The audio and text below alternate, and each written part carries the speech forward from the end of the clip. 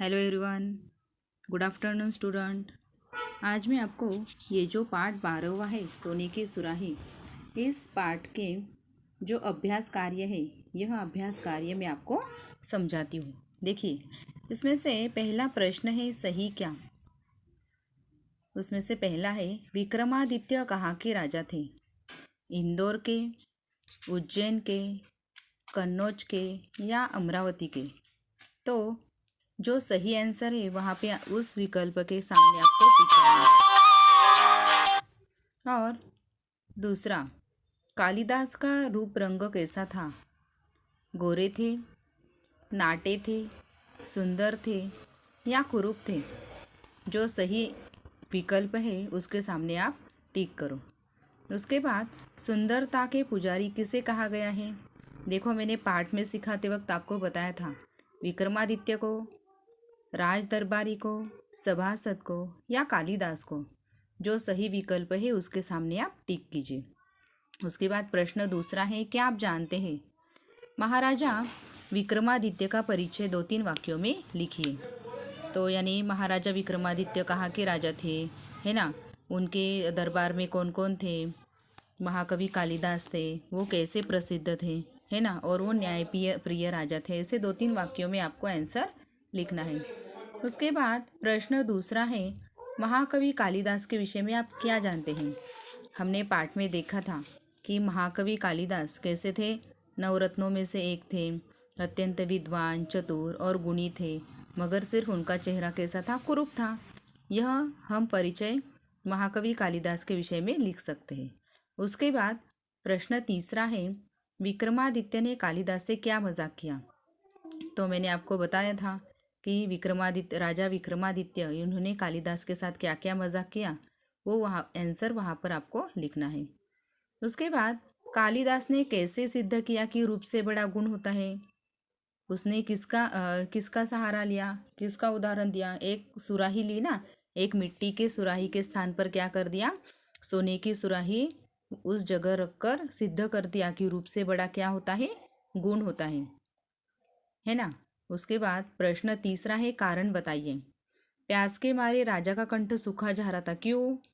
क्योंकि कौन सा महीना था? जून का महीना था और गर्मी कैसी थी? अपनी चरम सीमा पर थी। उसके बाद प्रश्न दूसरा है, सोने की सुराही मैंने ही रखी है, क्यों रखी थी? क्यों रखी थी कालिदास ने वहाँ पर? क्योंकि राज दरबार में रखी वो जो मिट्टी की सुराही, वो राज दरबार में कैसी लग रही थी? बदसूरत लग रही थी, है ना। और राजा विक्रमादित्य कैसे थे? सुंदरता के पुजारी थे, इसलिए वहाँ से हटाकर उन्होंने वहाँ पर सोने की सुराही रख दी थी। प्रश्न तीसरा है, कालिदास दरबार लगने से पहले वहाँ पहुँचे क्योंकि उन्हें कालिदास को क्या करना था? महाकवि कालिदास को मिट्टी की सुराही की जगह क्या करना था? सोने की सुराही वहाँ पर रखनी थी, इसलिए वो दरबार लगने से पहले ही वहाँ पर पहुँच गए थे। सेवक की घिघी बंद गई, क्यों? क्योंकि राजा का दिया हुआ पानी कैसा था? बहुत ही गर्म था, क्योंकि सोने की सुराही में पानी कैसा होगा? गर्म ही होगा ना। मिट्टी की सुराही में ठंडा होगा, इसलिए सेवक की घिघी बंद गई। उसके बाद इन शब्दों की सहायता से सर्दी के मौसम का वर्णन कीजिए। वहाँ पे कुछ विकल्प दी है, सर्दी के दिन, बर्फीली हवा, हाथ पैर ठिठुरना, दांत किटकिटाना, मोटे ऊनी वस्त्रों से लदे, कोहरा छाना, चाय कॉफ़ी जैसे गर्म चीज़ों का सेवन। देखो, सर्दी का मौसम आने के बाद हम क्या क्या करते हैं, है ना। सर्दी के दिनों में बर्फीली हवा चलती है, अपने हाथ पैर ठिठुरने लगते हैं। इन शब्दों का सहारा लेकर हमें क्या करना है? वाक्य बनाकर सर्दी के मौसम का वर्णन वहाँ पर करना है। उसके बाद ही वाक्य पूर्ति कीजिए।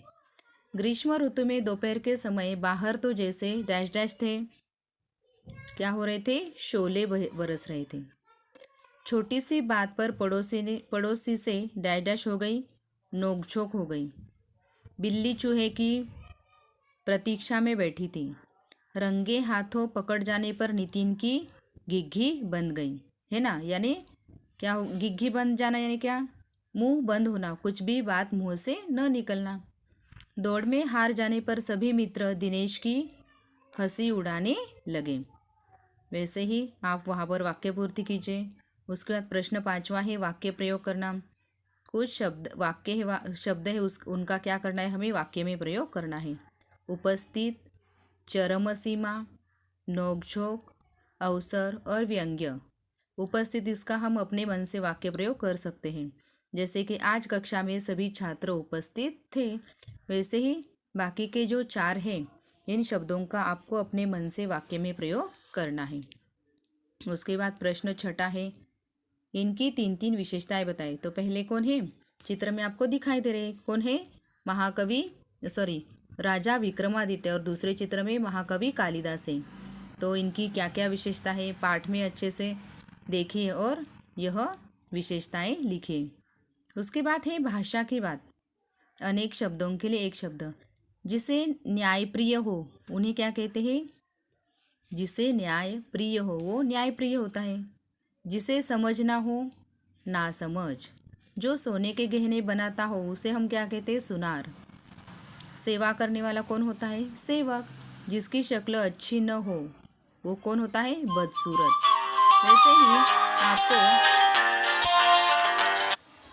वैसे ही हमें बाकी के देखिए, सुराही में क्या है, नवरत्न और महाराजा शब्द के अक्षर और मात्राएं अलग अलग पड़ी हैं। देखिए कौन कौन से नवरत्न और महाराजा, आप इन्हें अलग अलग ढंग से जोड़कर कई शब्द बना सकते हैं। इनसे हमें 5-5 शब्द बनाने हैं। कौन कौन से शब्दों से, नवरत्न और महाराजा, इनकी मात्राएं भी वहाँ पर दी गई हैं। जैसे कि नवरत्न से क्या क्या शब्द बनेंगे, एक जगह नवरत्न के बनाओ और एक जगह महाराजा के। नवरत्न से नव, नर, रत्न, वर और वण, ये नवरत्न से शब्द बने। और महाराजा से क्या बनेंगे, महल, राजा, हार, जरा और जहर, ये शब्द बनते हैं।